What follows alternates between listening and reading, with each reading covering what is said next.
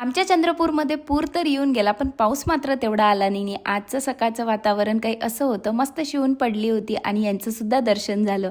त्या पावसामुळे आमच्या घरचं झाडसुद्धा असं पडलं होतं. हाय, मी श्वेता, स्वागत आहे तुमचं माझ्या मिनी व्लॉगमध्ये.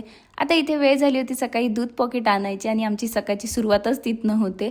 दूध पॉकेट आणल्यावर आमच्या काशू मॅडमला दूध दिलं, कारण आजकाल आमचं दूध पिणं कमी आणि खेळ करणं जास्त असते. त्याच्यामुळे पीतपर्यंत तिच्याकडे लक्ष ठेवावं लागते. आणि त्यानंतर मी सुद्धा माझं दूध पिऊन घेतलं आणि मग मी माझे भांडे घासून घेतले. आणि भांडे पण आमचे तेलकट होते, त्याच्यामुळे ना मला गरम पाण्याने विसळल्याशिवाय भांडे काही धुतल्यासारखे वाटत नाही. त्याच्यामुळे मी मस्त गरम पाणी करून घेतलं आणि विसळून घेतले आणि त्यानंतर माझे भांडे धुवून झाले. मग मी दुपारी बसलीच होती, तेवढ्यात मला हे माठ दिसले आणि माझं लक्ष याच्याकडे गेलं. चला म्हटलं याचाच काहीतरी उद्योग करू, याला काड्या करू. तुम्हाला माहिती आहे काही माठ कधीचे आहे? हे माठ आमच्या लग्नाचे आहे. याला आता 3 वर्ष पूर्ण झालेली आहे.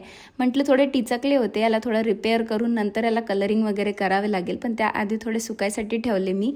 तर नंतर तुम्हाला ही माठ कशी दिसेल हे तुम्हाला नंतरच्या व्हिडिओमध्ये दिसेल. संध्याकाळी वेळ झाली होती जेवणाची, त्यासाठी आम्ही दाल फ्राय आणायला गेलो होतो. नंतर काशूसाठी स्लेट घेतली आणि मस्त अशी बुक घेतली. तिच्या पहिले मलाच उत्सुकता आहे तिला सगळं काही असं शिकवायची. चला आजसाठी एवढंच, भेटूया नेक्स्ट व्हिडिओमध्ये. तोपर्यंत बाय.